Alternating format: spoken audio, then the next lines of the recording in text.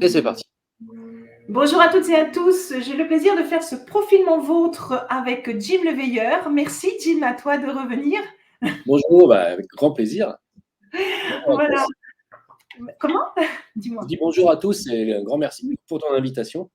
Je t'en prie, merci d'avoir accepté. Donc aujourd'hui, on va faire un profilement vôtre vraiment très spécial qui va être lié sur toute la partie, on va dire, médicale. Alors toute, bien sûr que non. Il est impossible de parler de tout cet univers-là tant il est vaste. Mais l'idée avec Jim, c'est de vous donner pas mal de pistes afin que vous compreniez que vous avez d'autres possibilités de vous faire soigner, qu'il y a d'autres solutions et d'éviter de trop stresser par rapport à tout ce que Big Pharma, depuis des années, nous impose. T'es d'accord? Oh que oui, oh que oui. Alors, en premier lieu, donc c'est un profilement vote spécial, donc il n'y aura pas la partie numéro 2 sur la partie escroquerie, bien que le sujet en soi pourrait être une escroquerie quand on parle de Big Pharma, donc c'est pas la peine de venir dessus.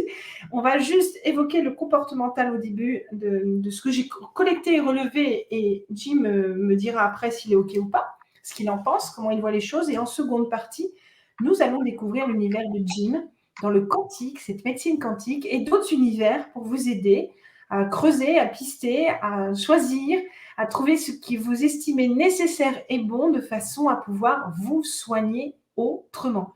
Si tant est que vous ayez besoin de vous soigner. Mhm. Quand on est en pleine santé, comme toi et moi, hein, je suppose, Jim. Ouais, ouais.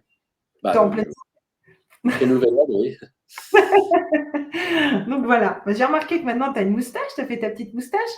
Oh, c'est-à-dire que non, mais c'est pas important, hein. C'est parce que je me suis dit, bon, on va voir, on va essayer de changer de look un petit peu de temps en temps, hein.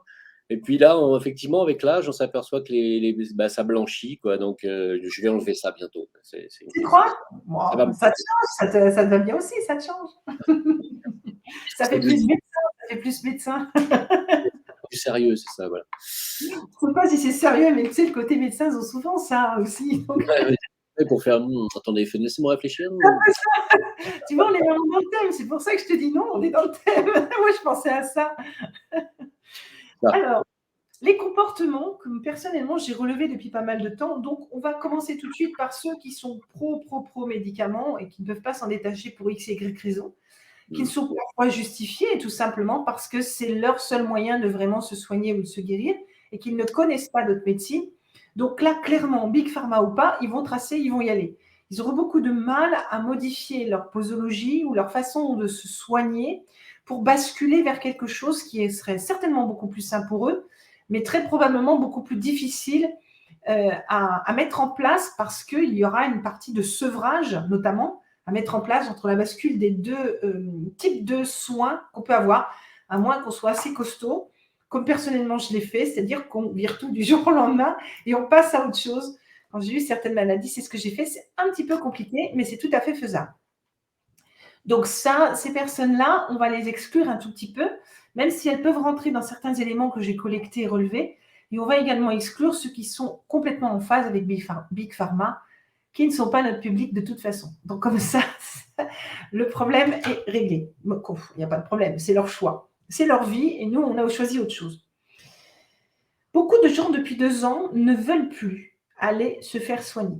C'est-à-dire qu'on a collecté un ensemble d'informations qu'il y a beaucoup de personnes qui ne vont plus à l'hôpital s'il leur arrive quoi que ce soit, qui n'osent plus aller voir leur médecin, pour plusieurs raisons également. La première, la plus importante, c'est le manque de confiance, ce qui est quand même relativement grave. Parce qu'on est malade, on se soigne.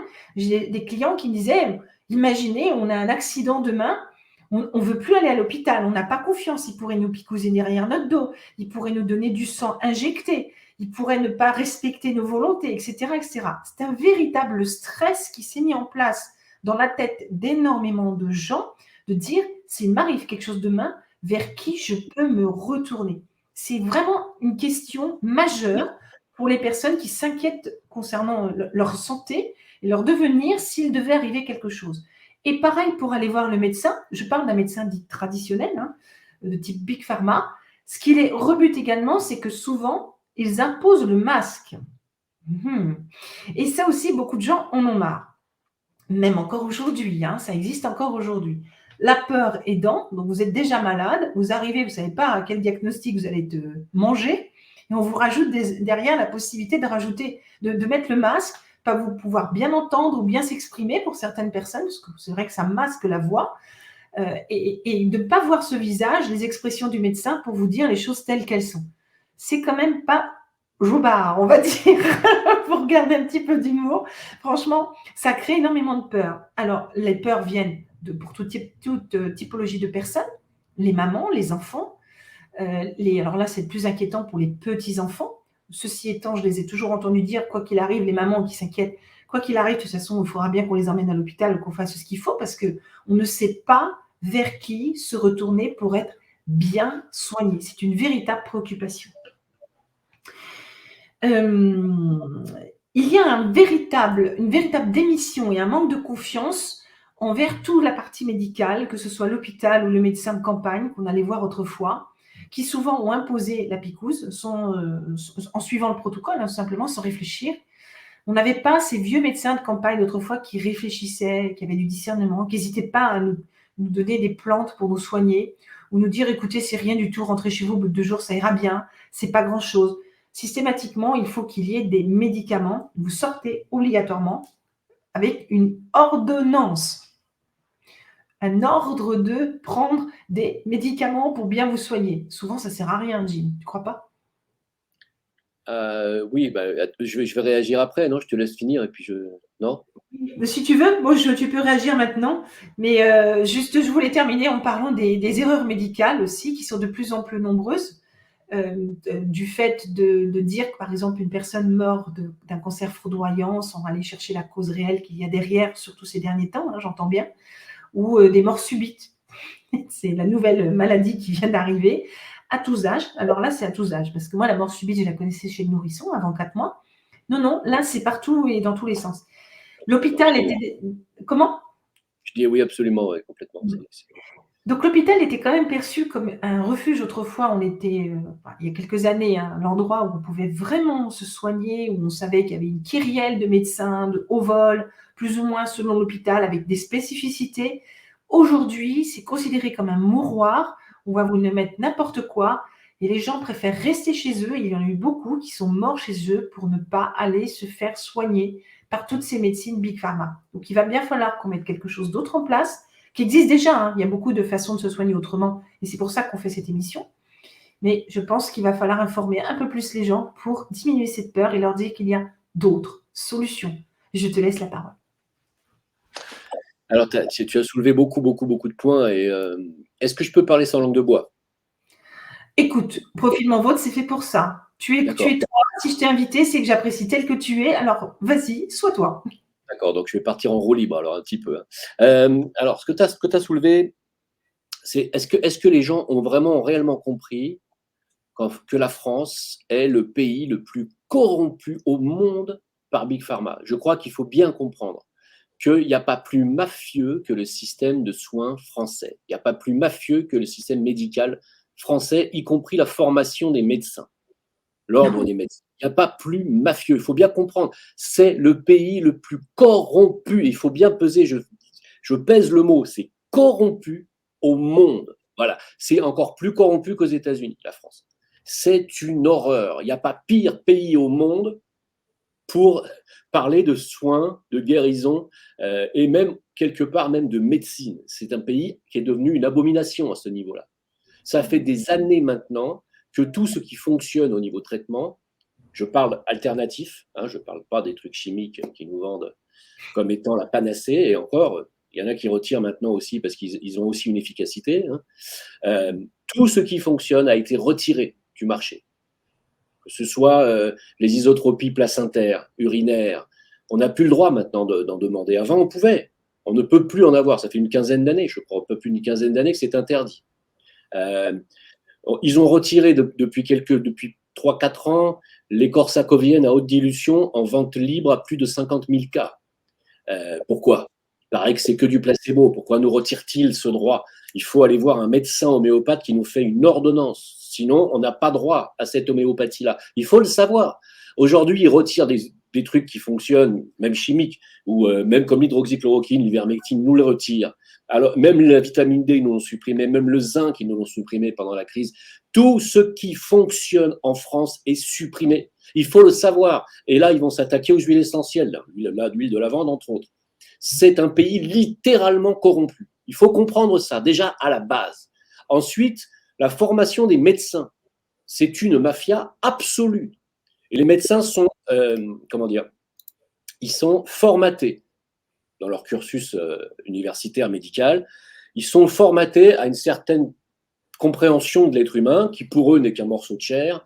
Et quand on met tel produit chimique sur ce morceau de chair, ça donne tel produit avec tel effet secondaire, tel résultat. C'est pas de la médecine, c'est de la chimie qu'on fait sur. Bon, c'est tout sauf de la médecine, et on a tout sauf des médecins. On a des gens qui ne soignent pas. Ce ne sont pas des docteurs en fait. Ils sont docteurs en médecine, mais ils sont en fait ni docteurs ni médecins. Il faut bien comprendre.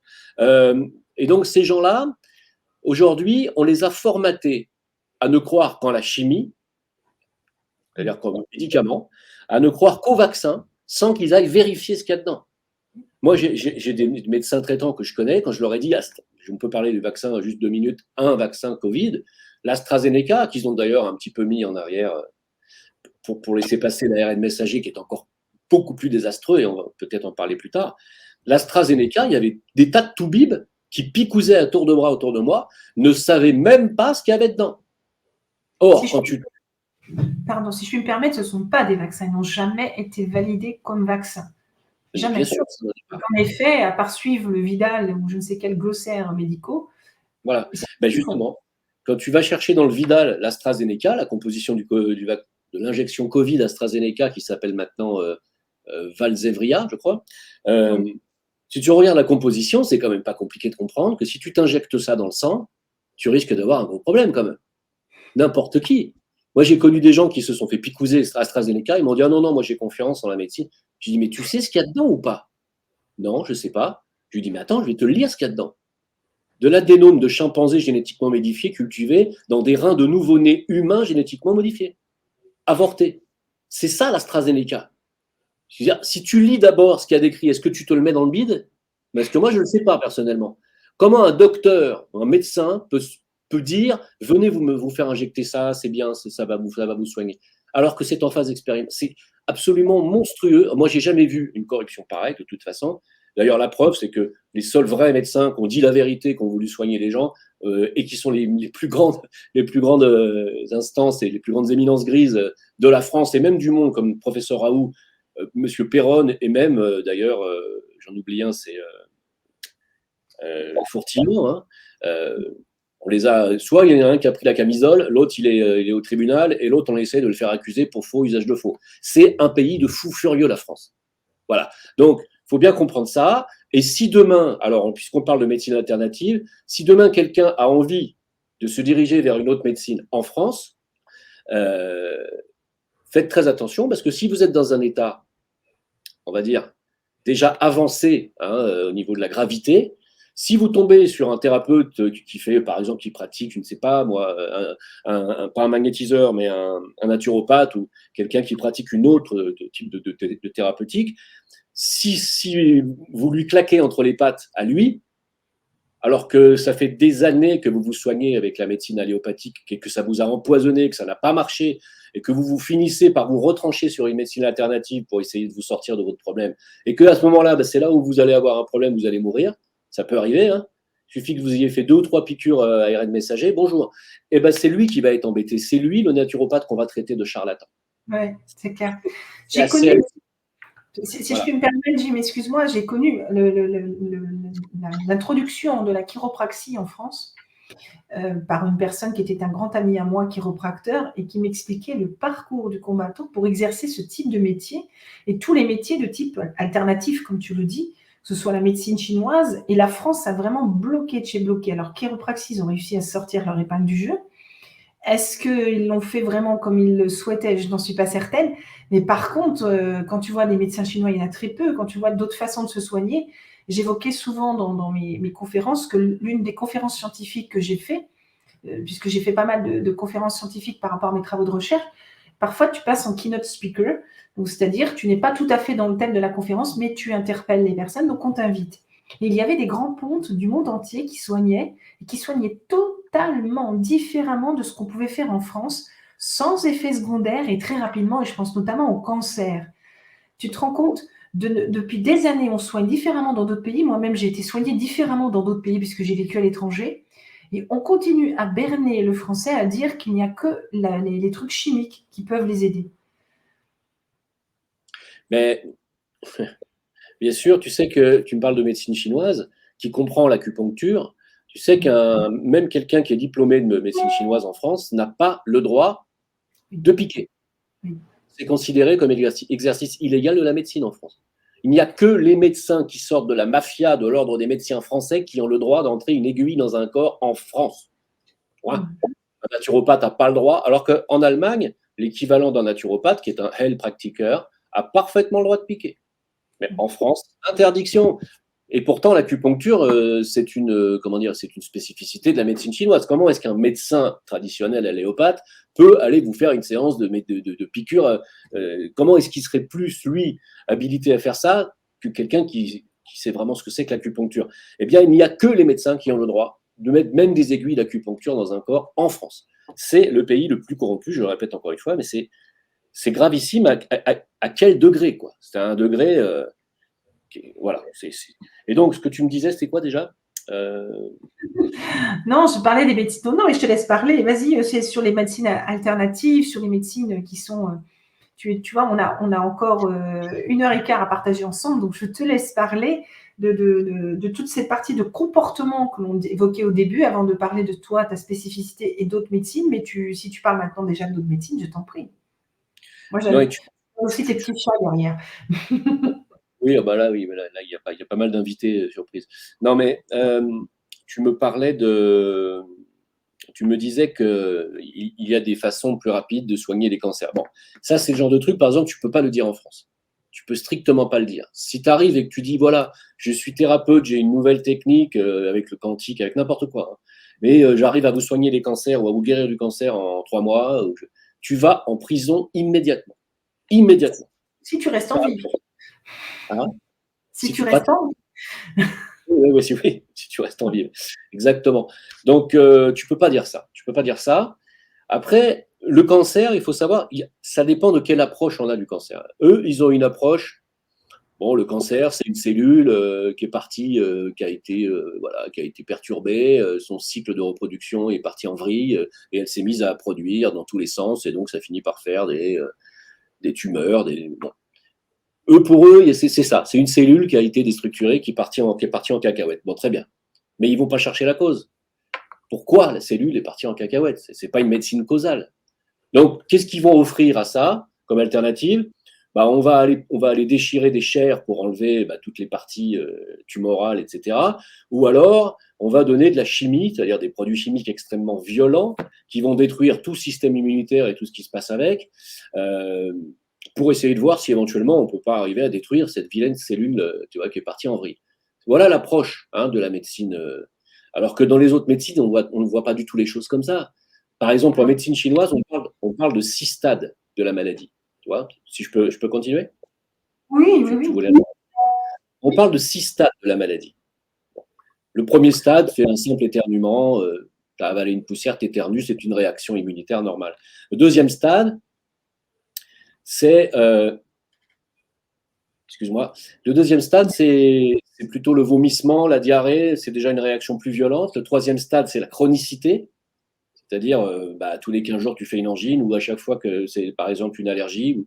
Ce sont des réactions immunitaires qui reviennent sans arrêt, à cycle répété. Donc on rentre déjà dans le comment dire, ce que je viens de dire là, qu'est-ce que j'ai dit? La chronicité. Le quatrième stade, c'est l'enquistement.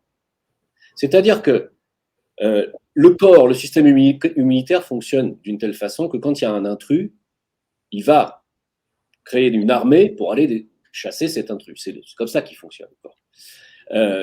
On a 2 fois plus de bactéries dans le corps que de cellules, il faut le savoir. On est des êtres composés de bactéries.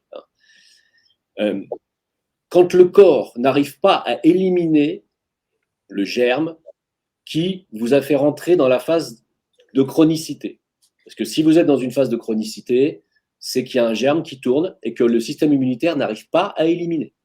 D'accord ? À ce titre, là, l'homéopathie rentre en jeu. Pourquoi ? Parce que L'homéopathie, pour en parler brièvement, l'homéopathie, c'est un message qui est envoyé au système immunitaire. Il n'y a pas de principe actif dans l'homéopathie. C'est juste une fréquence qui dit, voilà, telle fréquence, par exemple, je ne sais pas, la paratyphoïde B, qui est un dérivé de la typhoïde, qui peut créer d'énormes problèmes ORL, voilà, ou urinaires, etc. Et donc, si c'est ça le truc, on va donner la dose homéopathique, les granules, la paratyphoïde à tel dosage, et c'est un message, c'est-à-dire que ces granules contiennent simplement une fréquence, un message qui va être interprété par le système immunitaire et qui va aller voir ce que c'est que ce truc qui correspond à cette vibration qui a été inscrite dans l'homéopathie. C'est là-dessus que travaillait le professeur Montagnier depuis 15 ans, avant de mourir. Il travaillait là-dessus, sur la fréquence des bactéries et des germes. C'est exactement ça, l'homéopathie, ni plus ni moins. Et donc, le système va aller dégager ou mettre en sommeil cette bactérie ou ce germe qui dérange. D'accord ? Bien sûr, il faut tomber sur le bon remède, sinon ça ne marche pas. Et le bon dosage. Voilà, c'est pour ça que souvent les gens disent « Ouais, mais non, l'homéopathie, c'est du placebo. » Ah ben, c'est sûr que si tu donnes 3000 remèdes et que ce n'est pas les bons, ça ne sert à rien. Il faut donner le bon. Patient aussi. C'est que les gens ne sont pas patients. Moi, j'ai eu énormément de retours de personnes qui disent « C'est du sucre et ça ne sert à rien. » Je dis « Non, il faut être patient. » En fait, les résultats sont extrêmement rapides à partir du moment où tu trouves le bon remède. Oui. Si tu trouves le bon remède, ça va très vite. Par contre, donc, si tu es dans cette phase de chronicité parce que tu as un germe qui circule, tu n'arrives pas à l'éliminer, ben, le corps, au bout d'un certain nombre d'années, va enquister. C'est-à-dire qu'il va mettre cette énergie perverse qui est créée par l'affrontement qu'il y a entre ton système immunitaire et le germe externe. Il y a un affrontement permanent qui se fait, qui fait que tu as des écoulements nasaux, tu as une sinusite chronique, tu as les yeux qui coulent, tout ça, c'est parce que ton système immunitaire est en train d'évacuer des tas d'énergie perverse qui sont créées en permanence par la bataille qu'il y a à l'intérieur de toi. C'est la cinquième phase.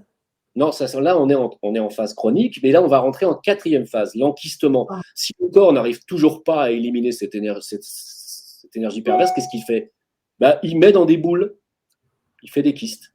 Il fait des tumeurs, il fait tous les tas de kystes qui peuvent exister sur le marché. Ça peut être des boules de graisse, ça peut être plein de choses.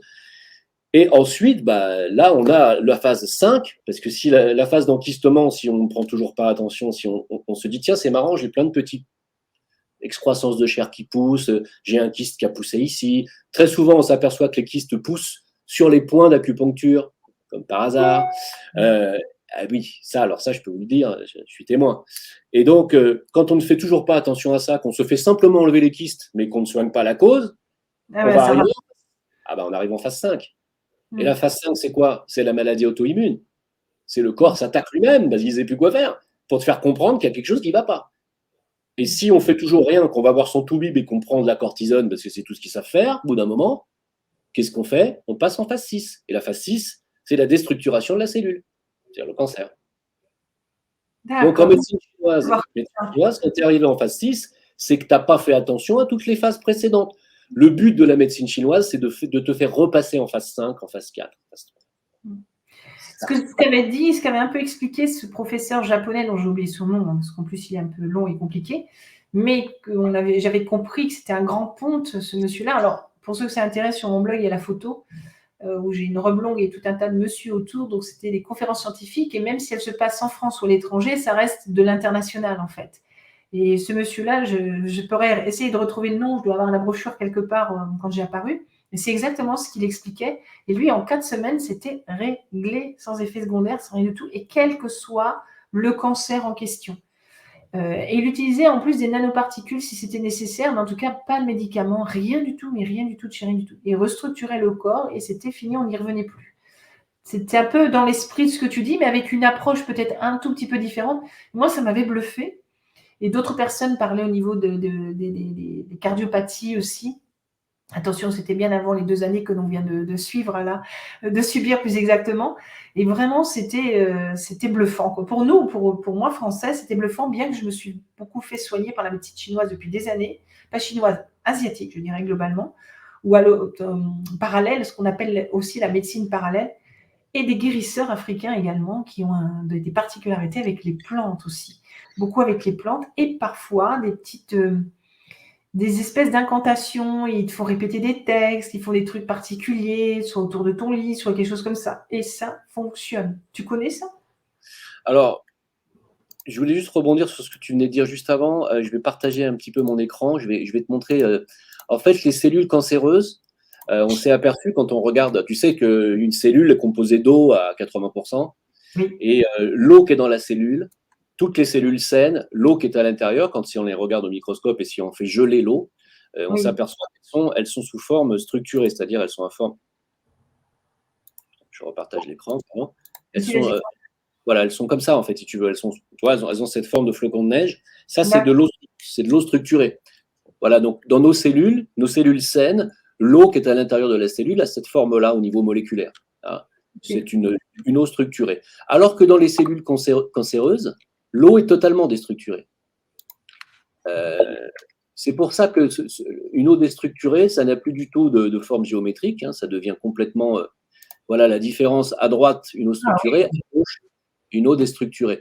Donc, ton médecin japonais, lui, va travailler sur la restructuration de l'eau de la cellule. C'est ce que j'avais compris en effet. Par contre, je Voilà. ne sais pas comment, hein. Je n'ai pas tout compris, je t'avoue franchement. Mais c'était Alors, impressionnant. à mon avis, il fonctionne avec des fréquences sonores, parce que les fréquences sonores ont la particularité de restructurer instantanément l'eau et à la reprogrammer instantanément de manière structurée. Je ne sais pas si tu as déjà vu, j'ai fait une vidéo là-dessus, si tu veux, je peux te montrer très rapidement, si on a 2 secondes. Oui, Parce que bien sûr, c'est vrai que avec c'est assez plaisir. passionnant, mais tu vois, je vais faire une petite recherche YouTube en direct. On va voir, en fait, c'est pas compliqué comment les fréquences. Les fréquences, c'est quelque chose. Moi, personnellement, je suis au courant depuis pas mal d'années, les fréquences, tout ce que ça peut produire chez nous, puisque tout est vibration de toute façon. Absolument. Alors regarde, tu vois, par exemple, c'est très facile à comprendre. Tu mets du sable sur une plaque de métal qui est raccordée à un système, à un oscillateur, qui va aller balancer des fréquences sonores, tout simplement. Ou même pas, le mec, il a un archet de violon et il va créer une vibration. Alors, tu mets du sable dessus. Voilà. Ça tue un peu les oreilles. Et si tu balances du sable, voilà, il va mettre du sable. Et avec cette fréquence sonore, voilà. Voilà. Ouais, ça, je connais très très bien, mais c'est exactement ça. Tout à fait. Voilà, donc tu as une restructuration, alors selon les fréquences, hein, bien sûr, tu as une restructuration qui est immédiate de la cellule. Donc, ça ne prend pas 3 plombes, c'est immédiat. C'est pour ça que tu dis, ce mec-là peut guérir des cancers. Ben oui, c'est normal. Et puis, il passait pour un grand ponte. Il était vraiment, c'était monsieur Cancer International. Les gens, ils étaient tous à plat devant lui. Je me suis dit, oh là, il doit être drôlement important, ce monsieur. Mais voilà, Ouais, je suis sûre qu'en fait, même quelqu'un, pour ma part, qui fait des conférences scientifiques internationales, enfin, depuis 2 ans, j'ai arrêté, bien évidemment, on rencontre tout un tas de chercheurs qui présentent leurs travaux. Et ces travaux mettent en avant des particularités, des approches, un mode de fonctionnement qui n'ont absolument rien à voir avec ce cloisonnement français. On va vous dire, cocorico, on est les meilleurs en médecine, etc. C'est totalement faux, mais totalement faux. absolument. Et je vais même te dire pire, c'est que moi, je sais que Mitterrand s'était fait soigner par un type de ce style, un Suisse, qui avait été interdit par Mitterrand en France, alors que Mitterrand allait se faire soigner chez lui en Suisse. Et il s'était fait envoyer bouler, d'ailleurs. Le mec lui avait dit... C'est pour ça qu'il a perduré aussi longtemps, et je suis au courant de cette affaire. J'ai été bien passée pour avoir les informations presque en temps et en heure. Donc, tout à fait réel, et c'est tout à fait vrai. Et je ne pense pas qu'il y ait eu Mitterrand, d'ailleurs. Que Mitterrand, je pense qu'il y en a eu d'autres aussi. Bah oui, et puis rien que le scandale de l'hydroxychloroquine et du protocole Raoult, toute la classe politico-médiatique s'est fait soigner avec, enfin, depuis 2 ans et demi. Donc, c'est juste. Voilà. Mais justement, voilà, donc on parlait de cela, donc on va plus rebondir maintenant. Est-ce que toi, déjà avant de parler de ta partie, ce que tu fais toi, est-ce que tu as constaté aussi ce que je disais un petit peu au début, toutes ces peurs des gens qui ne veulent plus se faire soigner comme avant, qui ne savent plus trop où aller, alors, de ceux qui sont pro, hein, qui croient au système, qui croient à ce truc-là, qui se sont fait berner, hein, beaucoup ont appris, se sont fait berner. Je ne parle pas de cela, je parle de ceux qui ont plus de discernement et qui ont vraiment cette trouille légitime, hein, totalement légitime, de se dire, mais si je vais à l'hôpital, qu'est-ce qu'on va me faire, qu'est-ce qu'on va me dire, qu'est-ce qu'on va me mettre comme sang si j'en ai besoin, etc., etc. Est-ce que toi aussi, tu as entendu parler de ce genre de choses? complètement. Il y a des familles qui ont vu, à qui on a dit ne mettez pas votre père ou votre grand-père à l'hôpital parce que là-bas, il reviendra pas.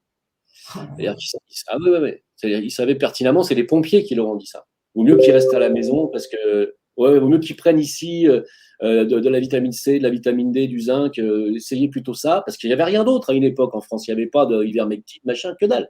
Il n'y avait que du Doliprane hein, pour les super médecins, bravo. Alors là, c'est le chapeau. Là, je veux dire, il n'y a rien de pire que le paracétamol pour le foie quand tu as déjà le foie qui est impacté par. Enfin, laisse tomber. Et donc, les pompiers ont dit, il y a des gens qui m'ont raconté, vaut mieux pas aller à l'hôpital parce qu'à l'hôpital, ils vont le faire crever. Mais tu vois, cette lucidité de la médecine, bon, les pompiers et les médecins aussi, hein, chez les médecins, ils ont l'habitude de voir ce genre de choses. Il y a toute une lucidité parallèle, mais personne n'a vraiment réagi finalement. Ils réagissent pas parce qu'ils peuvent pas y croire. Pour eux, c'est pas possible. Tu vois, j'ai mon propre père, moi, malheureusement, on s'est un peu fâché à cause de ça, ce sujet-là, qui lui est très, très médecine. Il croit à son cardiologue, machin, c'est Dieu hein, sur Terre. Et moi, ça fait des années que je lui dis, si tu as un problème et de l'arythmie cardiaque, c'est parce qu'il y a une infection, une surinfection. C'est pour ça, hein, et que c'est un truc qui est rénal. C'est un germe rénal. Hein, c'est pour ça que ça te vide l'énergie du cœur en énergie. En médecine chinoise, c'est très, très facile à comprendre. Et effectivement, il avait tout le temps froid, tout le temps froid, tout le temps froid. Tu sais, c'est le cœur qui gère la chaleur dans le corps. Et voilà, donc c'est vraiment plus d'énergie dans le cœur. Donc il a fallu mettre une pile. Et au moment du Covid, je lui ai dit surtout, tu fais pas la picouse parce que vu l'état dans lequel tu es, tu vas pas résister. Ah non, non, j'en ai marre de ces trucs de complotisme. Moi, j'ai confiance en la science. Il a fait ses 2 Pfizer parce que c'était le meilleur, parce qu'AstraZeneca, tu comprends, c'était vraiment pas bien. Et il est mort en allant à l'hôpital 24 heures après, même pas, le lendemain matin. Ça a été rapide. Je suis Donc, navrée. non, mais c'était l'année dernière, donc c'est pas. Mais quand même, mais quand même. Bah ouais, non, il n'a même pas pu dire qu'il avait tort, en fait. Il n'a pas pu le dire. Il avait raison. Mais bon, ma mère a fait pareil. Je lui ai dit, écoute, voilà, toi, tu n'as pas les mêmes comorbidités, tu vas peut-être t'en sortir. Par contre, il faut surveiller tes taux de dédimère, c'est-à-dire l'épaississement du sang, là. Très attention. Et on surveille ça de près parce que la protéine spike, une fois que tu l'as, c'est ton corps en fabrique. Tu deviens une fabrique à protéine spike. Oui, c'est ça, tout à fait. Moi, on a vu toutes ces vidéos et tous ces éléments-là. Je pense que les auditeurs sont aussi au courant là-dessus. Je suis tout à fait d'accord avec toi. Donc, cette peur, tu la ressens bien toi aussi autour de toi. Tu entends bien les gens plutôt au secours où je vais. Donc, toi, tu as cette possibilité d'exercer justement ce métier. Donc, est-ce que tu veux nous en parler? Alors, moi, je reçois les 2 types de patients. Je reçois des patients qui ont refusé la picouse et ceux qui ne l'ont pas refusé. Il faut savoir que nous, en médecine chinoise, on prend les pouls, tu sais, au poignet. On prend ce qu'on appelle les pouls chinois, parce que chaque organe a son pouls séparé. D'accord. On a donc 6 pouls d'un côté et 6 pouls de l'autre. Et donc, ce qu'on a repéré, ce qu'on repère, hein, ma formatrice aussi, elle a repéré ça, c'est que tous les gens picousés ont tous les mêmes symptômes. C'est-à-dire qu'ils ont tous les mêmes coups. Ils sont gravement impactés au niveau du foie. Tous. Il y a ce qu'on appelle un blocage, hein, il y a ce qu'on appelle des blocages sur le foie qui sont très hauts et il faut des hautes dilutions corsacoviennes pour les débloquer. Alors, on peut les débloquer, mais il faut aller taper dans les 100 000 corsacoviennes. Et ça, vous ne les avez pas en France. Vous ne les avez pas en vente libre en France. Ah oui, non, de toute façon, nous, on n'a plus rien. Hein. De toute façon, on sera les derniers à tomber, mais après, on se relèvera. On se relèvera. Alors, voilà ce qu'on a remarqué. Et le problème, c'est que si tu veux, c'est que quand le foie est impacté à ce degré-là, ça finit par créer ce qu'on appelle des arrêts de fonction, puisque le foie, c'est l'organe empereur, c'est lui qui décide quelles vont être les fonctions qui vont continuer à fonctionner en cas de problème d'énergie. Quand il n'y a pas assez d'énergie dans le corps, c'est lui, c'est le foie qui décide, attention, hein, c'est moi qui ai le tableau électrique, je vais enlever telle ou telle fonction. Et donc, il y a des gens qui vont commencer à perdre une fonction motrice, d'autres vont perdre l'audition, d'autres vont perdre la vue, parce que le foie gère la vue, les yeux, etc., etc. Donc, on va avoir une multiplication d'infarctus, parce que c'est aussi le foie hein, qui protège le cœur. Et on va avoir des problèmes cérébraux et intestinaux qui ensuite dérivent sur les problèmes aussi de reins et tous les problèmes de cycle et les problèmes chez les femmes de cycle menstruel et de reproduction. Donc, ça rend les gens stériles. Donc, c'est une boucherie, en fait. Hein. C'est vraiment une boucherie. Quand on me dit c'est pas vrai, c'est pas un plan, machin, pour réduire la population, je sais pas ce qu'il vous faut. Je sais pas Non, ce non, qu'il faut. en plus, tu es bien placé pour le voir. Il se trouve que j'ai observé dernièrement des comportements aussi des personnes dans la rue, comment ils fonctionnaient dans leur démarche, en fait. Et j'ai remarqué, je ne sais pas si toi tu l'as vu aussi, qu'il y a beaucoup de gens qui marchent un petit peu avec un manque de stabilité au niveau du bassin et les jambes qui ne sont pas assez solides, en fait. J'ai remarqué beaucoup de personnes comme ça et qui ne sont pas bien, tu vois, qui ont les épaules un peu baissées, parfois la tête. Il y a quelque chose qui n'est pas équilibré, tu vois, comme si c'était un axe qui était désaxé. Et alors que d'autres sont très alertes, tout ça. Mais il y en a de plus en plus et tous âges confondus. J'ai observé ça pendant 1 heure en prenant un verre, là, je ne sais plus, ça doit être dimanche au soleil, tu vois, pendant au moins 1 heure. J'ai dit, mais c'est incroyable, on voit beaucoup de comportements, mais identiques, vraiment identiques, avec cette espèce de désaxe, tu vois, comme ça, un peu de balancement et cette lourdeur d'avancer les pas, mais dans un, comment dire, un espèce de rythme, comme si ils avaient du mal, en fait, à s'équilibrer. J'ai pas les mots précis, tu vois, mais ça donnait vraiment cette impression. Est-ce que c'est quelque chose qui te parle ou c'est une hallucination que j'ai eue? Alors, moi, j'ai pas constaté ça, je te le dis honnêtement, non. Par contre, j'ai remarqué que chez les gens qui ont été picousés, ceux qui ne l'ont pas été, il n'y a pas de problème, ils comprennent ce qui se passe. Hein. Ceux Oui, qui oui, ne l'ont bien pas sûr. été, ceux qui ont refusé, comprennent. Hein. Ils disent regarde-moi ça, ces crétins qui vont se faire picouser 2 fois, 3 fois, ils n'ont pas compris qu'un vaccin, c'est pas ça. Un vaccin, c'est une fois et tu as un rappel au bout de 10 ans. Ça n'existe pas, un vaccin qu'il faut faire 3 fois dans la même année, 4 fois dans la même année, et qui ne marche pas. Qui n'est Bon, pas un... et oui. Et j'arrive pas à comprendre, parce que parmi les gens qui ont fait les picouses, j'arrive pas à piger ceux qui ne tournent pas rond chez eux, ou qui ne comprennent pas que le truc, si ça marche pas au bout de 2 fois, ça marche pas. Point. Certains l'ont compris. Certains, moi je connais des gens qui l'ont compris et qui, alors soit ils s'en veulent, soit ils se disent attends, mais ils nous prennent vraiment pour des imbéciles, et d'autres non, parce que tu sais qu'il y a des dosages différents dans les lots. Il y a eu des dosages différents, Ouais. donc on ne sait pas ce qu'ils Ah ont oui. mis dedans. Mais il y a des atteintes au niveau du cerveau. J'avais parlé, j'avais évoqué ce sujet, une de mes clientes psychologues qui a observé quelque chose d'assez impressionnant. Elle discutait avec des gens, puis au bout d'un moment, alors ils ne voulaient pas répondre, tous picousés, ils ne voulaient pas répondre. Et au bout d'un moment, il y a une espèce de musique et ils se sont balancés exactement de la même manière et les 3 personnes ne se connaissaient pas. Ouais. Donc tu vois, il doit y avoir des tas de choses comme ça. On va découvrir énormément de choses. Moi, je suis sûre que... Enfin, c'est difficile aujourd'hui de dire les comportements précis des personnes picousées. C'est absolument difficile dans mon métier. Hein. Mais on va découvrir beaucoup de choses. Ouais, on n'a pas encore de recul, mais c'est vrai que c'est vrai que l'oxyde de graphène qui a été balancé, c'est quelque chose qui réagit très bien aux ondes sonores, l'oxyde de graphène. Oui. On va voir pourquoi ils ont balancé autant de doses, de Oui. quantité d'oxyde de graphène dans le corps, même si on en élimine, on en élimine hein, avec le temps. On va voir pourquoi ils ont fait ça, quelle est la finalité de ce truc. Moi, on me parle d'activation de 5G qui va rendre les gens, ça peut exploser dans le cerveau, ça peut faire des tas de trucs.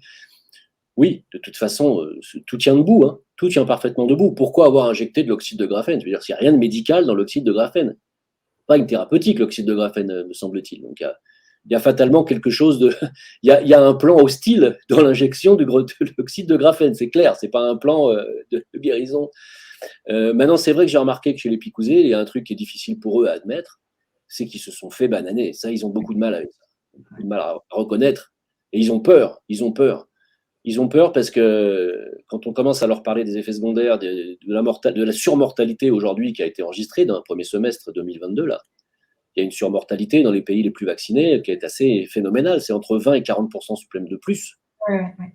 C'est énorme. Et donc, quand on commence à leur parler de ça, bah, ils ont un peu la trouille parce qu'ils se disent non seulement on s'est fait bananer, mais peut-être qu'on s'est fait même empoisonner. Et évidemment, c'est pas très très drôle. Hein. On le voit en France, tous qu'on appelle ça, tu sais, les pompes funèbres. Ils écourtent le temps de garder le corps, en fait. Ils le passent, c'est plus 3 jours, c'est une journée et demie, je crois que c'est ça.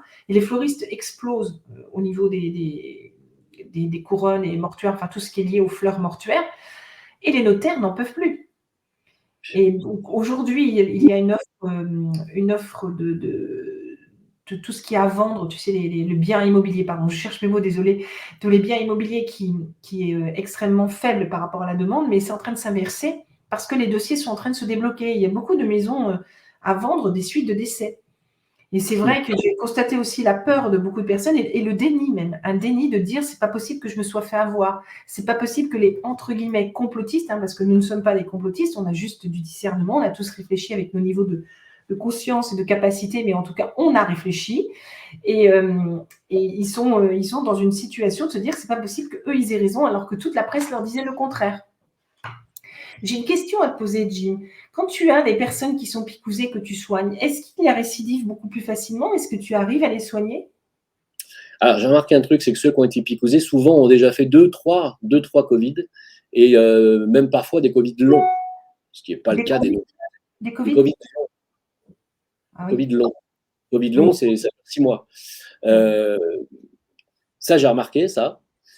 Alors qu'il y a beaucoup moins de cas de Covid long chez les non picousés. Ça, c'est juste, ça dure 2-3 jours, 5 jours, des fois. Il y en a qui ont perdu l'odorat pendant 1 mois, 2 mois. Mais il n'y a pas de récidive comme il y a chez les picousés. Il y a des récidives énormes.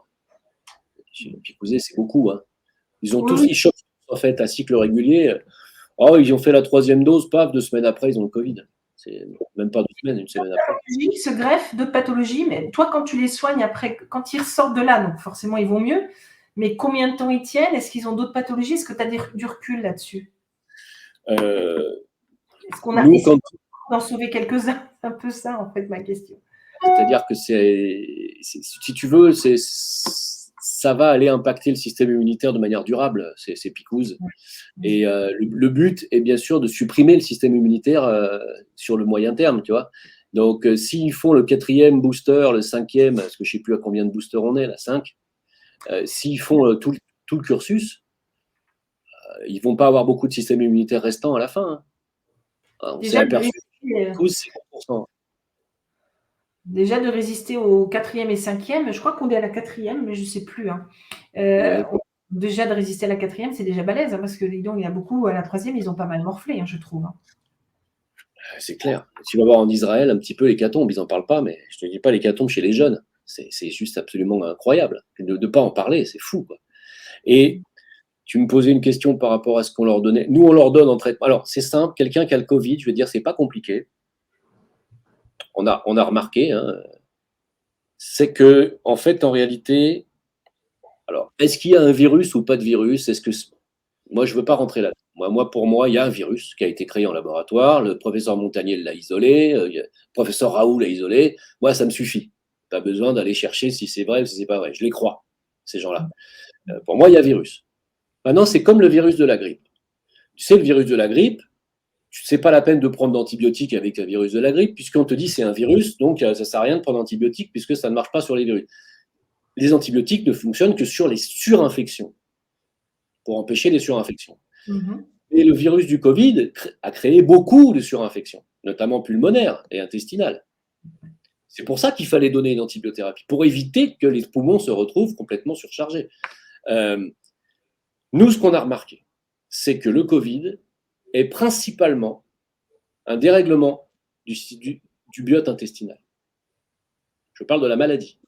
Je ne parle pas du virus. Donc, c'est un virus qui va aller foutre le bordel, pardon pour le mot, dans le biote intestinal, parce que c'est avec des remèdes intestinaux qu'on sort les gens du Covid. Nous, je parle de nous, avec notre thérapeutique. C'est très important, ça, ce biote intestinal pour le corps humain, je crois. C'est le plus important, parce que c'est la cheminée du corps, c'est là où se passent tous les échanges énergétiques, déjà alimentaires, et ensuite, c'est là où on a plus de 4 kilos de bactéries qui font fonctionner en fait notre corps, aussi bien au niveau de nos défenses immunitaires qu'au niveau de l'assimilation et du rejet des aliments. Donc, c'est vraiment primordial, et ils le savent très bien là-haut. Pourquoi croyez-vous que c'est depuis ces dernières semaines, on a une multiplication de bactéries dans l'alimentation de tous les jours, y compris dans les Kinder Bueno, les fameux colibacilles, et j'en passe. Pourquoi croyez-vous? Ce sont que des germes intestinaux. C'est fait exprès. Est-ce que les gens qui manipulent, moi je ne mange pas ces trucs-là, mais est-ce que les gens qui manipulent l'alimentation ne pourraient pas infecter cette alimentation? Mais si, c'est ce que je te dis. C'est fait exprès. Je croyais que c'était des injections dans l'alimentaire, autant pour moi. Ça fait des années qu'ils ont empoisonné l'alimentaire. Quand je dis empoisonné, par exemple, le gluten. Il y a 30 ans, il n'y avait pas d'allergie au gluten. Il y a 40 ans, il n'y en avait pas. Moi, je n'ai jamais connu ça. Eh bien, je suis maintenant, moi, depuis 4-5 ans, allergique au gluten. Ils ont tellement modifié le blé, ils ont tellement foutu la merde partout que tu ne peux plus manger du pain sans avoir des problèmes. Même ma mère, elle l'a constaté. Elle m'a dit, j'ai arrêté le pain, tu as raison, ça va beaucoup mieux. On est pratiquement tous maintenant intolérants au gluten. Hein, et en fait, ils ont balancé des perturbateurs endocriniens partout. Ils ont balancé des germes intestinaux. Alors, Escherichia coli, les salmonelles, il y en a partout. L'appareil typhoïde B, on n'en trouvait qu'en Afrique et au Maroc. Maintenant, il y en a partout en France. Ma thérapeute, elle me le dit parce qu'elle va en France. Et en fait, tous les germes africains sont montés en France. Et là, dans la bouffe, et même dans la bouffe, si tu veux, même dans le chocolat au lait, tu vas en retrouver, quoi. Si tu veux, c'est incroyable. Les gens ne peuvent plus rien bouffer sans être impactés au niveau intestinal. Donc, et ils ne s'en rendent pas compte parce que comme ils prennent des antibiotiques à longueur d'année, l'antibiotique, il a la particularité de mettre en sommeil ton biote. C'est antibiote. Ça veut dire, l'antibiotique dit à ton corps, ferme-la, nous, on fait le travail. Donc, le système immunitaire, il ne fait plus rien, il se met en sommeil. Donc, la fois d'après, il dit, non, il y a sûrement un antibiotique qui va venir faire le boulot, quoi. Il ne bouge plus. Ce qui fait que les gens sont même pas, ils sont immunodéprimés, ils ne s'en rendent même pas compte, ils n'ont plus de réaction immunitaire, ils n'ont plus de diarrhée, ils n'ont plus rien. Non, moi je fais des selles bien moulées, moi ils me disent. Je dis, écoutez, messieurs, c'est pas possible. Moi, quand je prends vos poux, j'ai le pouls du gros intestin et de l'intestin grêle qui claque comme c'est pas possible. Donc il y a un problème intestinal. Non, ça va, je vais bien. Ah ouais, je vais bien. Puis quand tu leur touches les points, là, ici, le tissu neuf du gros intestin, ils hurlent. Bah oui, parce que pourquoi ? Parce que les méridiens intestinaux sont complètement inflammés. Les gens ont des problèmes de bras, des problèmes d'épaule. Tout le méridien intestinal est totalement inflammé, mais j'ai pas de problème intestinal. Bien sûr que tu en as. Tu en as même gravement. Et arrive un Covid là-dessus, un petit virus qui va aller foutre le feu là-dedans. Et voilà ce qui se passe. Et je vous rappelle quand même un truc, c'est qu'en médecine chinoise, les poumons sont l'organe relié directement au gros intestin. Quand un gros intestin ne peut pas faire son travail d'élimination des germes, l'énergie perverse passe par le poumon, le système respiratoire. Voilà pourquoi on se retrouve avec des gens en réanimation. Quand on t'écoute, c'est vraiment beaucoup plus fluide. Enfin, pour moi, en tout cas, parce que je suis pas très calée, moi, en médecine, c'est pas trop mon truc, tu vois. Mais je voulais vraiment faire cette émission et je savais qu'elle serait passionnante à tes côtés. Mais quand on t'écoute, c'est beaucoup plus fluide. Est-ce que tu aurais des conseils à donner aux gens qui sont non picousés de préférence, de comment ils peuvent faire et réagir pour justement essayer de laisser leur biote en bon état, on va dire. Alors évidemment, c'est pas manger de la même bouffe, on est d'accord, ça c'est clair. Il vaut mieux manger les tomates de son jardin et tout ça, mais tu sais ce que c'est. Des fois, les enfants, j'aime bien tel gâteau, ou des personnes, on peut se laisser aller sur certaines choses. On n'est pas à 100% avec une nourriture totalement saine, comme tu le sais. Donc, qu'est-ce que tu pourrais suggérer ou conseiller pour ces personnes-là ? Alors, effectivement, alors tu me poses une question qui est, c'est un énorme problème.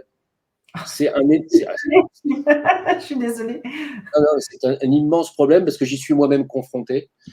C'est vraiment l'alimentaire. C'est-à-dire faire extrêmement attention à ce que vous mangez. Et le problème, c'est que vous ne pouvez pas savoir dans ce que vous allez manger, vous ne pouvez pas savoir ce qu'il y a comme germe et quel impact ça va avoir sur votre organisme. Les gens sont beaucoup trop, et moi je te le dis, parce que même les gens qui sont malades, qui viennent, qu'on arrive à soigner, ils rebouffent la même chose, ils retombent malades, ils reviennent nous voir, on les resoigne, ils rebouffent la même chose. Pourquoi ? Parce qu'ils ne veulent pas se passer de leur plaisir gustatif. Ils ne veulent pas se passer de leurs gambas, de leurs huîtres, de leur, je ne sais pas, de leur foie gras, de machin. Ils ne veulent pas s'en passer. Donc, résultat, ça, c'est des schémas, ça. Ça, c'est des schémas ancrés, ça. C'est dans le comportemental. Là, on revient sur le comportemental. Et ça lié à l'émotionnel la plupart du temps aussi. Il n'y a pas que le schéma ancré gustatif, il y a aussi le côté émotionnel. Et ça, par contre, de mon côté, je peux faire quelque chose. Mais tu sais, même les tomates de notre potager peuvent être finalement, les chemtrails, quoi. C'est pas non plus par hasard. En fait, on n'a rien de sécurisé en termes d'alimentation. C'est-à-dire, si c'est les tomates de ton jardin, tu sais ce que tu as mis dessus comme pesticides. Si tu n'en as pas mis, tu le sais. Tu sais avec quel type de flotte tu as arrosé ta terre. C'est pas une eau, peut-être tu l'as filtrée, peut-être, tu vois. Déjà, tu limites les risques. Maintenant, par exemple, les pastèques, puisque moi, tu sais que j'habite au Maroc, ça fait plus de 3 ans maintenant, je ne mange plus de pastèques. Elles sont polluées ? Alors que j'adore ça. Parce qu'ils arrosent avec l'eau des puits, de l'eau de la terre, et elle est polluée. Et donc, fatalement, la pastèque, elle va se nourrir de flotte, tu vas manger ça, c'est direct la diarrhée. Hein. Et diarrhée, ça ne veut pas dire simplement que tu as bu beaucoup d'eau. Non, c'est que si tu as diarrhée, c'est qu'il y a bactéries que tu viens de te choper. Et ça va laisser des traces. Ça va laisser des traces parce que dans un système immunitaire, une bactérie intestinale, elle ne s'élimine pas comme ça. Elle reste. Et oui, bien sûr. Bien sûr. Et donc, le problème, si tu veux, c'est que nous, on travaille sur l'anamnèse. L'anamnèse, c'est que, tu sais, les germes s'empilent. Oui, les oui. uns par-dessus les autres. Ça, oui. Voilà. Pendant des années, quand tu arrives à 50 ans, 60 ans, tu marches beaucoup moins bien que quand tu en avais 30, 40. Déjà, à 40, tu commences à avoir des problèmes. 50, tu commences à plus manger ni boire de la même manière. Tu prends plus des cuites tous les samedis parce que le foie, il veut plus. Eh oui, on a un disque dur qui se charge. C'est comme un disque dur de l'ordinateur. Plus tu vas mettre d'informations dedans et de virus et de malware et de machin, plus il tourne moins vite, moins bien. C'est exactement la même chose. Donc nous, ce qu'on fait, c'est qu'on nettoie le disque dur. On enlève les couches de bactéries, on les enlève. Mais le problème, c'est que quelqu'un va aller remanger des huîtres en plein été, comme j'ai vu moi ici cet été, à 50 à l'ombre, il y avait des huîtres en extérieur. J'ai dit, mais les mecs, mais vous êtes complètement malades. Vous êtes fous furieux. Vous vous rendez pas compte. Moi, j'ai failli mourir 2 fois en mangeant des oursins. Hein. Donc, voilà. Donc, il y a des trucs, si tu veux, le plaisir de la table, le plaisir gustatif, le sauciflard, le bon saucisson, la bonne charcutaille, très bien. Sauf qu'aujourd'hui, dans la charcuterie, c'est fini. Je vous le dis honnêtement. Hein. La charcuterie, il y a la listeria dedans. Il ne faut plus toucher à la charcuterie, même française. Tu as une chance sur 2 de te choper une listériose. Qu'est-ce qu'il faut manger alors? Ah non, mais là, moi, je te dis, tu m'as posé une question extrêmement importante et je ne sais plus quoi te dire. C'est-à-dire que moi, j'en suis réduit à manger du riz. Je fais gaffe au riz que j'achète d'ailleurs. Et j'en suis réduit parce que je mange plus de gluten. Donc les pâtes, à moins de trouver des pâtes sans gluten. Et j'en suis réduit à manger du riz avec des légumes bio qu'on achète voilà, à la ferme. Et très très rarement de la viande. Très rarement, et encore, on ne prend pas de la viande d'élevage, du poulet, machin en élevage, là, en batterie, parce que tu bouffes de l'antibiotique en fin de chaîne, en plus, par-dessus le marché. Quoi. Donc, c'est devenu très, très, très, très compliqué. Et moi, je te le dis, moi, je mange une fois tous les 14 heures. Hein, je suis au jeûne intermittent tout le temps. Et j'essaye de limiter énormément mon alimentation. Je fais attention à ce que je mange, c'est tout. Ça n'empêche pas que je suis devenu extrêmement fragile au niveau intestinal. Hein. Je mange au restaurant, je mange un truc qui contenait quelque chose. Clac, le soir même, tout de suite, je sais que je suis pas bien. Donc, comme je sais me soigner, ça va. Alors, pour les gens qui savent pas, il y a des tas de gens qui vont t'appeler, qui vont dire j'ai des problèmes aux épaules, j'ai des problèmes articulaires, j'ai des problèmes de vue, j'ai des problèmes de ci, j'ai des problèmes de ça. Mais tu peux pas sortir les gens du jour au lendemain comme ça. Hein. C'est des années et des années de mauvaises habitudes alimentaires qui finissent par faire que l'humain est complètement pollué en réalité. Et là, ils ont tellement accéléré leur plan, parce que c'est un plan de pollution de l'alimentaire, ils ont tellement accéléré leur plan que ça devient un parcours du combattant de se nourrir correctement. C'est pour ça que je t'en parle, parce que je te dis, personnellement, je suis un peu comme toi en alimentation, des petites choses un peu différentes, parce que déjà en France, c'est pas pareil non plus qu'en Afrique. Quand j'ai vécu en Afrique, donc on mange un peu différemment. Mais je suis totalement d'accord avec toi, et que c'est une question que beaucoup de gens se posent, c'est qu'est-ce qui est sain aujourd'hui pour se nourrir, tout comme qu'est-ce qui est sain aujourd'hui pour se soigner, parce que se soigner, c'est aussi bien se nourrir. C'est bien dormir, c'est d'équilibrer son corps, ce que j'appelle l'équilibre du corps, cœur, esprit, ou plus exactement cœur, esprit, corps, donc le CEC. J'en parle souvent à mes clients.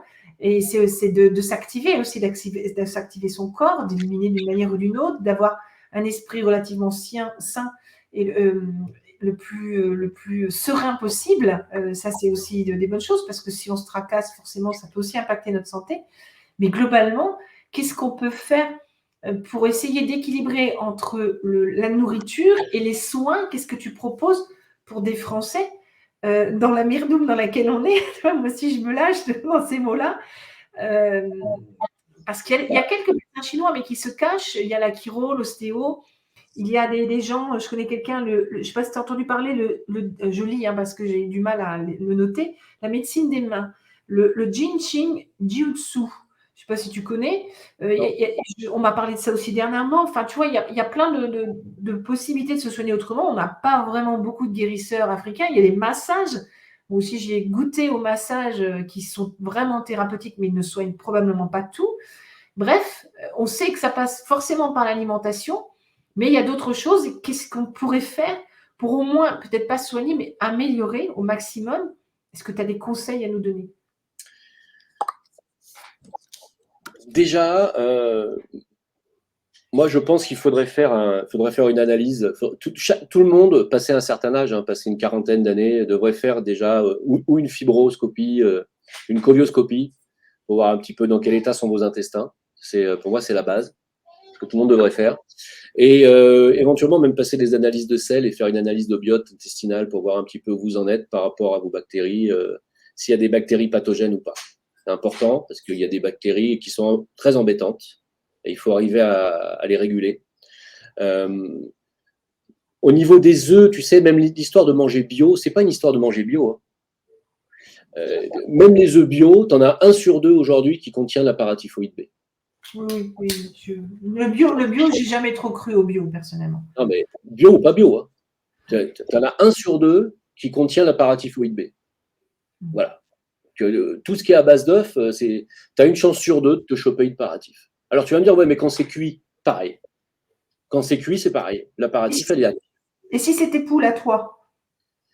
Bah, alors, à moins d'être vraiment certain que tu vas leur donner du grain de qualité, machin, mais il ne faut pas que les poules, elles fassent caca, elles marchent dedans, et puis après, elles mangent les graines. C'est ça le problème.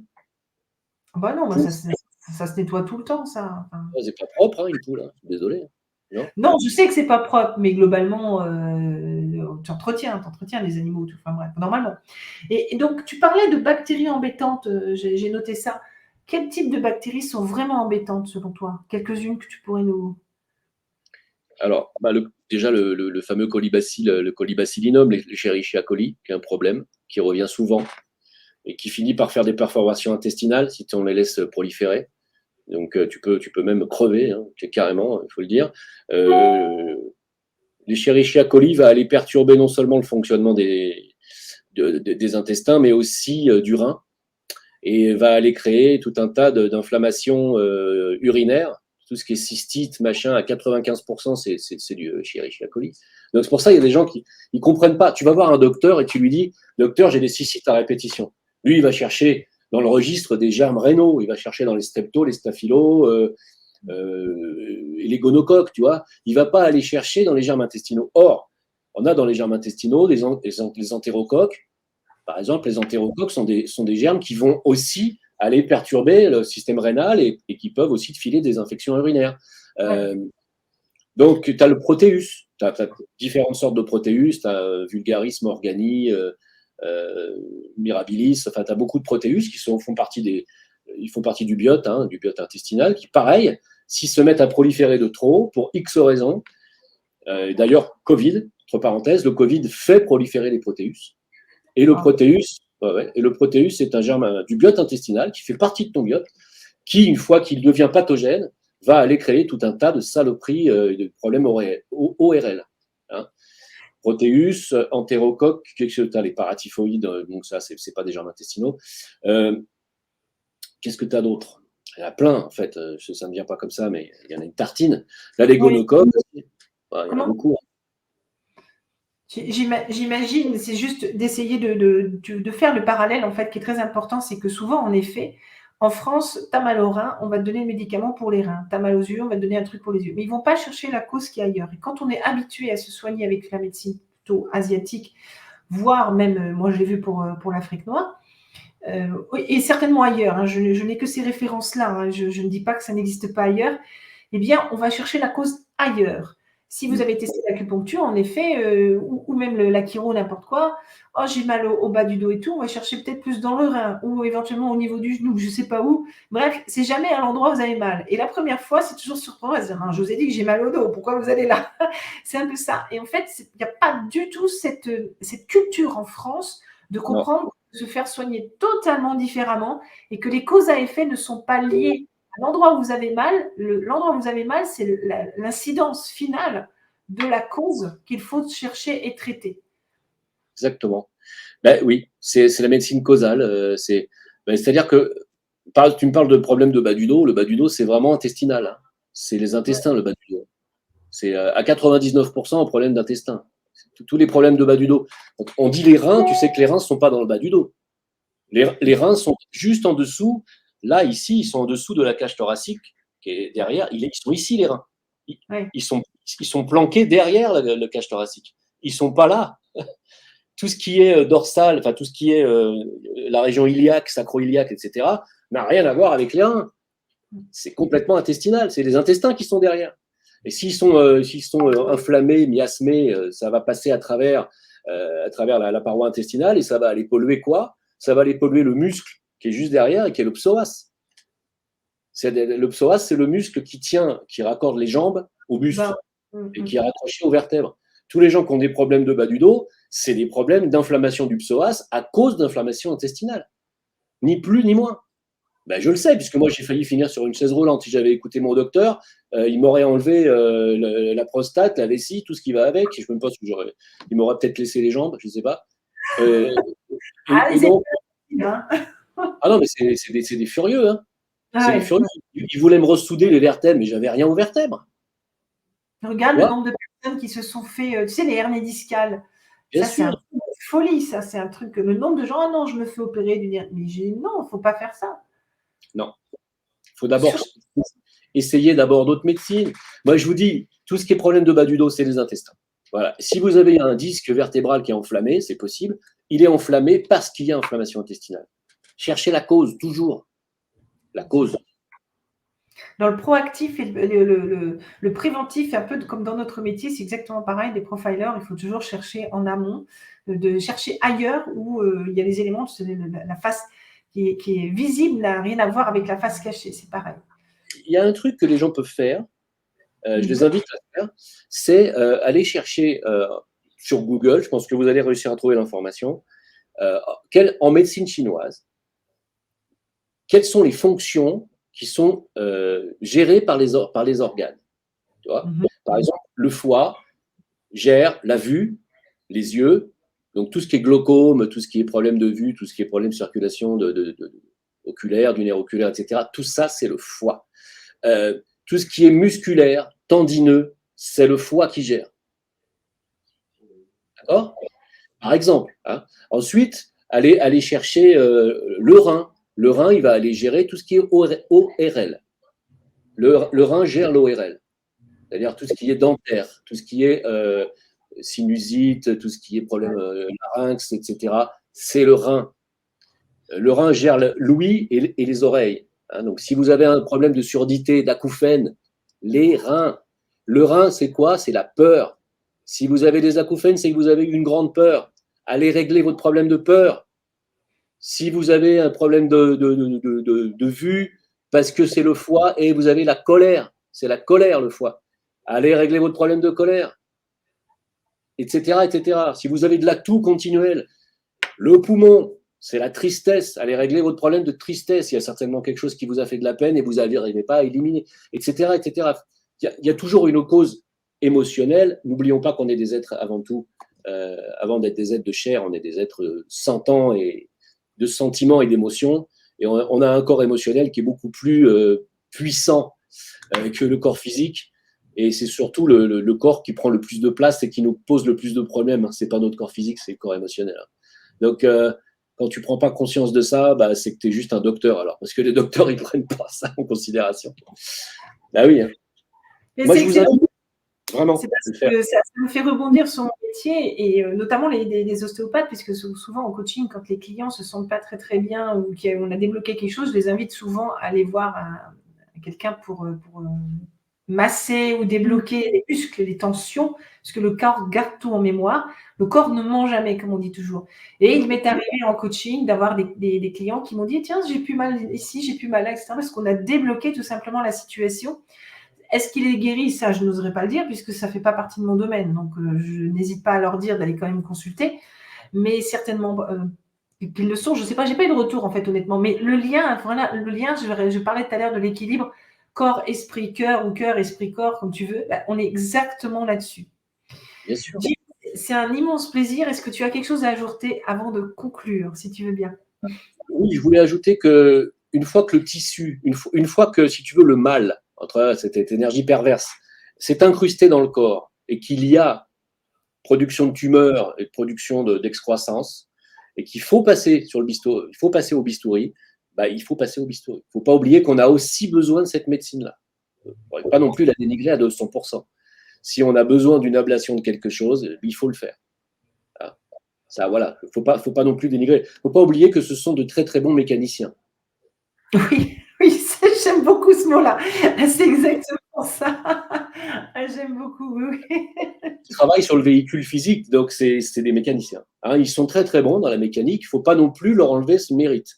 Mais si vous avez une vision holistique, c'est-à-dire globale de l'humain, vous ne pouvez pas vous contenter de la médecine chimique et mécanique. Vous ne pouvez pas. Vous êtes obligé de vous tourner vers des médecines qui sont beaucoup plus larges et qui prennent en considération que vous êtes avant tout des êtres émotionnels et aussi après des êtres aussi mentaux, parce que nos pensées génèrent aussi des émotions qui finissent par s'incruster dans le corps, etc. Donc, la médecine causale, c'est ça. Quelle est la cause? La cause, elle est très souvent émotionnelle, voire mentale, si c'est une programmation mentale, ce qu'on appelle des pensées, comment on dit? Je me rappelle plus. J'ai perdu le fil. Je ne sais plus comment on dit les pensées, les formes pensées, voilà. Vous savez, quand on est programmé, on a toujours les mêmes formes pensées qui nous poussent à faire des choses machinalement sans que ça devienne conscient. Et ce sont souvent ces formes pensées qui régissent nos vies, en fait. Et on ne s'en rend pas compte. C'est de Alors, se faire l'inconscient. déprogrammer, Pardon. une déprogrammation, c'est mental, c'est émotionnel. Et le corps suit derrière. Le corps suit, il n'y a pas de problème. Sauf que si le corps est dans a des dégâts, hein, et ben il faut aller couper, des fois il faut y aller. S'il faut se faire enlever un agus valgus, s'il faut se faire enlever. Parce que l'agus valgus, vous savez, les fameux oignons là, sur les pieds, là, c'est la déformation osseuse, c'est dû à un problème rénal. Les reins gèrent le squelette, les os. Hein. Donc si vous avez des excroissances osseuses, si vous avez, je ne sais pas, pas de l'apparatif, la polyarthrite rhumatoïde avec déformation des os, ça veut dire que votre rein est touché. Hein, donc, voilà, je voulais finir par ça. Et donc, des fois, malheureusement, même si on arrive à régler la polyarthrite et à la stopper, le dégât au niveau du squelette est ainsi fait que parfois, on doit avoir recours parfois à la chirurgie mécanique. On est obligé. C'est tout ce que je voulais dire. Ne jamais négliger ni l'un ni l'autre aspect de l'humain. On est un tout. On est des êtres complexes et en plus on a une spiritualité pour certains, d'autres n'en ont pas. Mais on est des êtres complexes, on n'est pas des moutons. Voilà. Et je pense qu'en effet, je te remercie Jean de dire cela parce que je pense qu'en effet le Vidal ne peut pas suffire à nous soigner. D'abord parce qu'une fois de plus, c'est simplement un dictionnaire qu'ils vont suivre, moi je l'appelle comme ça, hein, pour dire voilà, t'as mal là, on va te donner ça. Puis tiens, il y a des médicaments en test, on est en train de toucher pas mal de pognon dessus, donc on va te mettre celui-là aussi. Puis s'il y a des effets secondaires énormes, bah, écoute, tu nous diras que ça marche pas parce que c'est en test, c'est pas très grave. On te donnera d'autres médicaments. En fait, c'est toujours un médicament plus un médicament. Je suis impressionnée de voir des gens, parfois, ils ont des boîtes exprès par jour. C'est un truc de folie. Je suis impressionnée. Franchement, je ne sais pas comment ils font. Moi, je ne pourrais pas. Et je ne veux pas et je ne peux pas. Et en effet, pour amorcer la conclusion, je vais te la laisser, c'est que là, on a vraiment l'exemple de ce côté, le corps ne ment jamais, je reviens dessus, puisque c'est un des postulats, un des constats même de notre métier, et que ce corps nous indique énormément de choses, et quand on prend soin de soi, quand on travaille vraiment sur soi, parce que c'est pas très français, ça.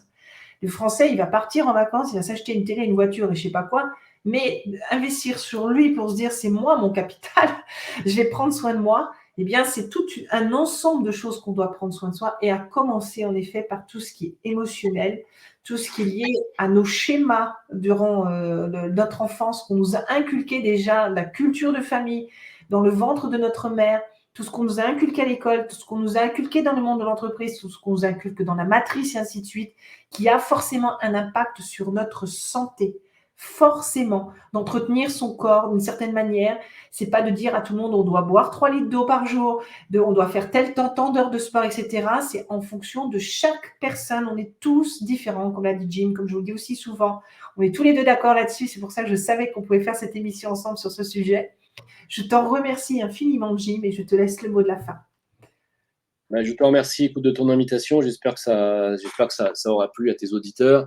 Moi, ce que je voulais vous dire, parce que nombreux, à chaque fois que je fais une émission sur la médecine chinoise ou sur la thérapeutique, à chaque fois, je reçois beaucoup de mails où les gens me disent: qu'est-ce que tu peux me donner pour ça? Qu'est-ce que tu peux me donner pour ça? Non, non, non, non, non, non, non, non, non, non, non, non, je ne suis pas docteur, je ne suis pas dealer. Écoutez bien, il n'y a pas de remède miracle. Il n'y a pas de remède miracle. Si vous avez un problème chronique, c'est qu'il y a quelque chose qui est là depuis longtemps. Il faut aller régler ce problème. Allez voir des thérapeutes. Il n'y a pas de remède. S'il y avait un remède miracle, ça serait simple. Je vous dirais, prends ça, puis voilà. Non, le docteur va vous donner du Doliprane. C'est tout. Pour lui, c'est le remède miracle. Il n'y a rien de pire pour quelqu'un qui a des migraines que de prendre du paracétamol, parce que les migraines sont 9 fois sur 10 de cause hépatique, et que quand tu prends du paracétamol, ça va impacter encore plus ton foie. Donc, tu réfléchis 2 minutes, tu ne prends pas de paracétamol quand tu as des migraines. Donc, il n'y a pas de remède. Un médicament, ça va vous faire du bien pendant 6 heures, et puis le lendemain, ça va recommencer. On est des êtres complexes, il faut aller chercher la cause, et il n'y a qu'en allant voir des thérapeutes que vous allez trouver cette cause-là. N'oubliez pas que vous êtes en France dans un système où vous avez une assurance maladie. On vous assure pour être malade. On ne vous assure pas pour guérir. Ce n'est pas une assurance guérison ou une assurance santé, c'est une assurance maladie. Eux, ils veulent que vous soyez malade. Oui, c'est vrai. Après, bien sûr, je pourrais terminer en disant, on est dans un pays très assisté où la sécurité sociale vous permet d'être remboursé au niveau des médocs, donc c'est plus simple, etc. Parce que même l'homéopathie, maintenant, ça a un coût. Je comprends. C'est à vous de savoir où est-ce que vous situez votre santé au niveau de vos priorités. Est-ce que c'est number 1, number 3, number 5? C'est vous qui voyez. Hein. Selon l'âge, à mon avis, ça varie. Mais vous allez voir que passer 50 ans, ça va être number 1. Hein. Voilà. Donc, n'ayez pas peur de mourir aussi, je voulais vous le dire. Parce qu'il y a un truc qu'on oublie de dire aux enfants, mais ça, c'est peut-être parce qu'il ne faut peut-être pas leur dire trop tôt, c'est qu'on a une obsolescence programmée, n'est-ce pas? Comme les appareils, les télévisions que vous achetez, elles sont faites pour vivre 5 ans, 10 ans. Ben, nous, c'est pareil. Hein. On n'est pas fait pour rester éternellement sur cette planète. On n'est pas d'ici.